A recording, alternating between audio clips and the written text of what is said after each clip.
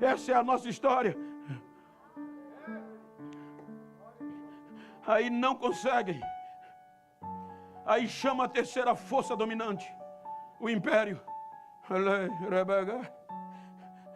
para tirar esta esperança, para parar a igreja. O império vem, mas eles continuavam movidos. Então o que é que vão fazer?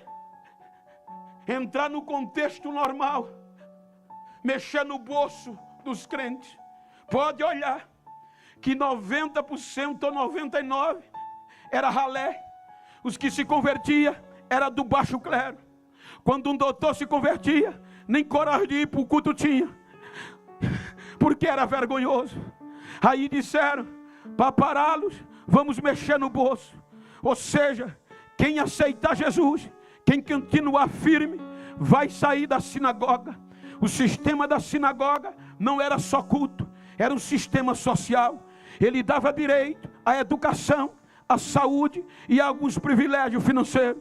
Então as pessoas que sobreviviam desse sistema, se confessasse Jesus como seu Senhor, se confessasse Jesus como seu Rei, teria que sair do sistema. E sair do sistema vai agora depender do Império Romano. E para depender do Império, para sobreviver, vai ter que queimar incenso ao imperador e trocar Jesus pelo imperador. Agora o imperador era o seu Senhor absoluto. Então eles começaram a aplicar para desanimar a igreja de Jesus. Aí é onde está a coragem deles. Diz a história que eles pegaram pesado, esperando que agora, quando os crentes se encontrassem com o outro, ou seja, ninguém queria mais aceitar. E quem aceitou, sem comida, sem saúde, sem assistência, ia desistir. Então, passando um pelo outro, me ajuda aqui, companheiro, eles tinham que ouvir, eles queriam ouvir esse grito, as pessoas passarem e dizerem Sequirion, eles diziam Sequirion, e passava que no original é César, é o meu, é o único Senhor.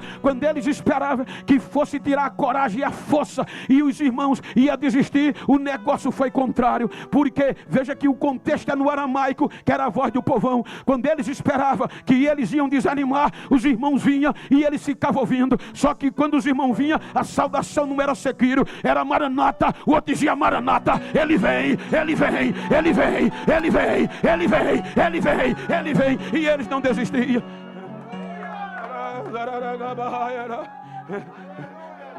Eles não desistiam. Aí disseram, vamos jogá-los no Coliseu. Eu passei 7 horas dentro do Coliseu. Chorava feito criança. O guia mostrando as jaulas, os tablados, o sofrimento de famílias inteiras que foram jogados no Coliseu como espetáculo para desistir desta força, dessa esperança. Pais eram jogados com famílias inteiras, filhos pequenos. Imagina um menino feito Noah, feito John. Então, pelo amor de Cristo, ou desistia, ou ia servir de espetáculo à multidão. Eles não desistiam, e eram famílias inteiras jogadas dentro do Coliseu. Aí de repente o Coliseu enchia para ver a eles desistirem.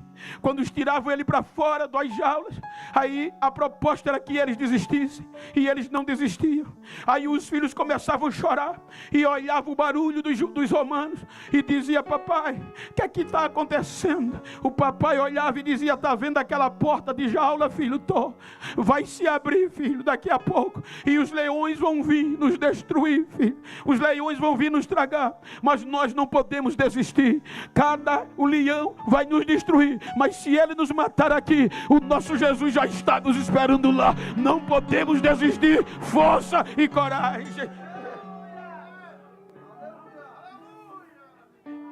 Como eles não desistiram, o imperador, por muitas regiões, quis mostrar que esse Jesus não existia. Preparou um tacho de fogo, e naquelas regiões conglomerou os romanos, que ia mostrar pela força brutal do império que esse Jesus estava morto. e que esses crentes iam desistir dessa esperança. Colocou 2 correntes de fogo, tochas de um lado, de outro. No final, o tacho bem grande, cheio de azeite inflamável. Mandou prender todos os crentes que podiam e que proclamavam a volta de Jesus. E quando esses crentes chegaram, foram presos. Então ele marcou o dia que ia fazê-los desistir. No dia, diz a história, que eles lotaram o local. Os romanos chegaram, que gostavam de sangue, esperando a morte ou a desistência dos cristãos. E começaram a cantar hinos aos deuses de Roma.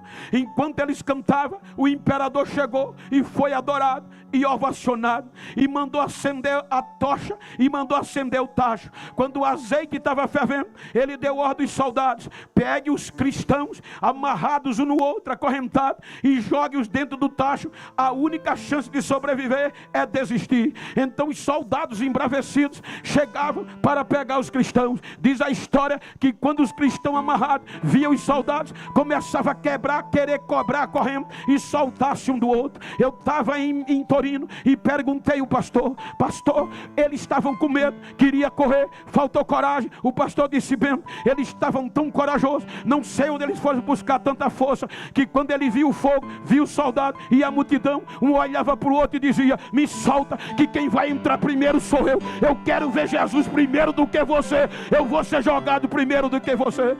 Eles não se soltavam, e os soldados pegavam de 2 em 2 e jogavam dentro do tacho. Quando jogava, os romanos cantavam enlouquecido, porque parecia que estava morrido. O pastor disse: Bento, não deu 20 minutos, os romanos se calaram, não dava para ouvir um barulho. Eu perguntei o que é que houve. Ele disse: os crentes que foram jogados dentro do fogo começaram a sair de dentro do tacho, ficaram em pé no tacho, na beira, na margem, sem queimadura, sem corrente, e dando glória a Deus. Os que ainda estavam amarrados cantavam louvor, e os que saíam do tacho começavam a correr e dizer: os deuses de Roma não valem nada, mas o meu rei, o meu Jesus, é Deus da água, é Deus do fogo, é Deus da água, é Deus do fogo. Não vamos parar.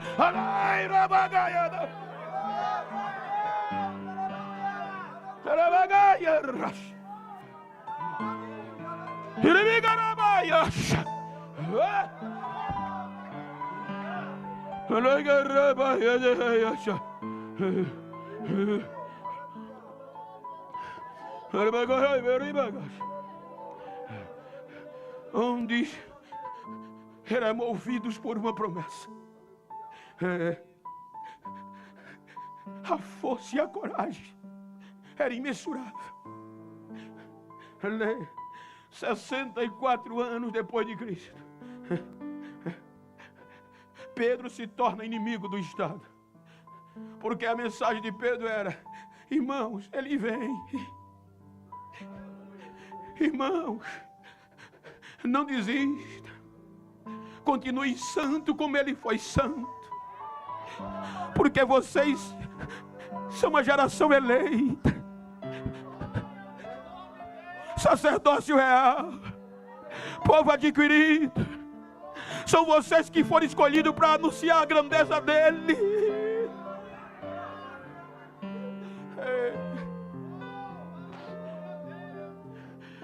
Aí prenderam Pedro e disseram: você desiste ou vai ser crucificado. O currículo de Pedro já mostrava uma desistência por causa da cruz. Então a força que ele teve foi tão grande que ele disse: eu só peço um favor, me crucifique de cabeça para baixo, porque eu não mereço morrer como o meu mestre morreu. Calaram Pedro, mas não calaram a noiva. Ela continuou pregando a volta de Jesus.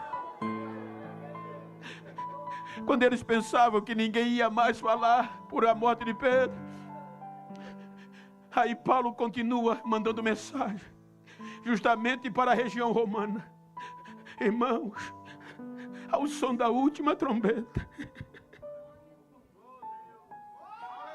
os que morreram em Cristo ressuscitarão primeiro, e depois nós vamos ser transformados em um abrir e fechar de olhos. nos encontraremos com eles nas nuvens de lá, subiremos e viveremos para sempre com o Senhor. Aí ele diz: consolai-vos uns aos outros com estas palavras. Nós estamos vivendo dias ao contrário. Se os irmãos chegam tristes, está desanimado, a gente consola, prometendo emprego, prometendo chave de carro, prometendo o que a gente não pode dar. Mas a mensagem bíblica é: se o irmão está desanimado, o que consola ele é você dizer: Jesus está voltando. Consolai, olha para quem está ao teu lado, diga: Jesus vem, Jesus vem. Levanta a cabeça, anima, ânimo, ele vem. A proposta ainda está de pé, ele vem.